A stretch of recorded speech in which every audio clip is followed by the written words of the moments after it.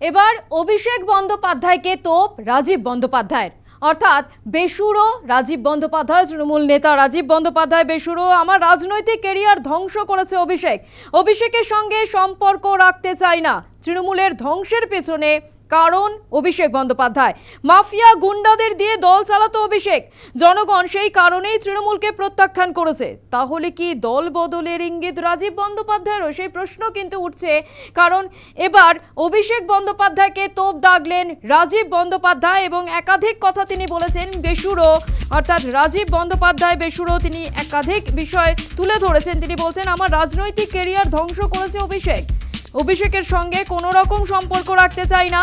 তৃণমূলের ধ্বংসের পেছনে কারণ অভিষেক বন্দ্যোপাধ্যায়। মাফিয়া গুন্ডাদের দিয়ে দল চালাতো অভিষেক, জনগণ সেই কারণেই তৃণমূলকে প্রত্যাখ্যান করেছে। তাহলে কি দল বদলের ইঙ্গিত দিচ্ছেন রাজীব? সেই প্রশ্ন ইতিমধ্যেই কিন্তু উঠছে।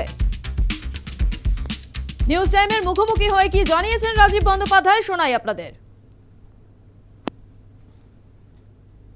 আমরা বেশ কিছু বিষয় নিয়ে তার সঙ্গে কথা বলবো। দাদা, নিউজ টাইমে আপনাকে স্বাগত। প্রথমেই যেটা দিয়ে শুরু করলাম যে আপনার ডিপি বদল এবং সেখানে বেশ কিছু ইঙ্গিত দেখা যাচ্ছে, এর কারণটা ঠিক কি? দেখুন, আমি প্রথমে বলি, যেটা সবাইকে কি শিবির বদল করেছে জানি না, আমার শুধু একটাই অভিযোগ অভিষেক বন্দ্যোপাধ্যায়ের বিরুদ্ধে, মমতা বন্দ্যোপাধ্যায়ের বিরুদ্ধে নয়। এবং আমি ডিপিতে কভার ফটোতে এইটুকু মনে করেছি যে অভিষেক বন্দ্যোপাধ্যায়ের সাথে আমার কোনো ছবি রাখবো না। কারণ আমি বিভিন্ন সংবাদ মাধ্যমে গতকালও বলেছি, আপনাদেরও জানাতে চাই যে রাজনৈতিকভাবে আমাকে শেষ করার জন্য, শুধু রাজনৈতিক নয়, আমার পারিবারিক দুদিক থেকেই শেষ করার জন্য যা দায়িত্ব সবটাই অভিষেক নিয়েছে। যেমন দলটাকেও শেষ করে দিয়েছে পুরো নিজের দায়িত্ব নিয়ে, এবং দলের আজকের এই ভরাডুবির কারণ হচ্ছে ওর সমস্ত, যেভাবে ও বিভিন্ন জেলায় জেলায় সব বিভিন্ন দুর্নীতিগ্রস্ত, দুষ্কৃতী, মাফিয়া, তোলাবাজ এদেরকে বিভিন্ন সংগঠনের দায়িত্ব দিয়ে নিজে সেই সংগঠনটাকে কুক্ষিগত করার জন্য মমতা বন্দ্যোপাধ্যায় না ছিল ওর উপরে ছেড়ে দিয়েছিল। এবং যেইভাবে করে প্রত্যেক কটা জেলায় নেতাগুলোকে এমনভাবে রেখেছিল, এবং সেই নেতাগুলোর ভাবমূর্তি এত খারাপ, মানুষের কাছে এত ভাবমূর্তি খারাপ, আর তাদের চোখ দিয়ে অভিষেক বন্দ্যোপাধ্যায় দেখতো। সেই কারণে আজকে সাধারণ মানুষ এই সমস্ত নেতাদের দিকে তাকিয়ে, অভিষেক বন্দ্যোপাধ্যায়ের দিকে তাকিয়ে তৃণমূল কংগ্রেসকে বর্জন করেছে।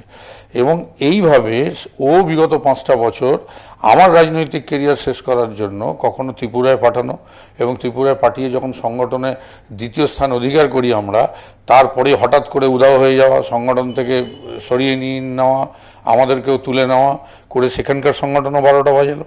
আবার যখন মমতা বন্দ্যোপাধ্যায় আমায় চাইলো ত্রিপুরা থেকে এইখানে ফিরিয়ে নিয়ে আসবেন, সেই সময় আবার আমাকে আবার নতুন করে ত্রিপুরায় বললো, না ত্রিপুরায় পড়ে থাকতে হবে, নির্বাচন করতে হবে, যখন অবস্থা খুব খারাপ।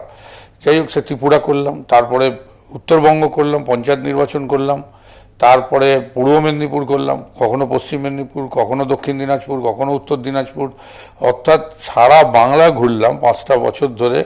অন্তত আমার এই আশায় ছিলাম যে আমাকে বলাও হয়েছিল যে 1-2 বছর কষ্ট করো, তারপরে আমরা একটা ব্যবস্থা করে দেবো।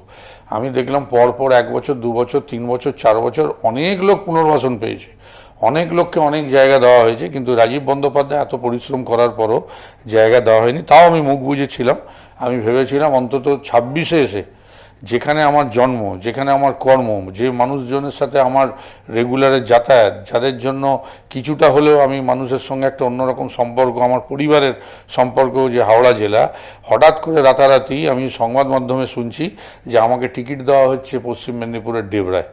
অর্থাৎ পুরোপুরি একদম প্ল্যান করে আজকে ও আমার রাজনৈতিক ভবিষ্যৎ শেষ করেছে। এবং এই আমাকে ডেবরায় পাঠানোর দরুন আমার পরিবারের, আমার স্ত্রী সাংঘাতিক শুনে শক পেয়েছিলেন, অসুস্থ হয়েছিলেন, হাইপার টেনশন ছিল, আমি ওখানে ছিলাম, ও একা এখানে ছিল।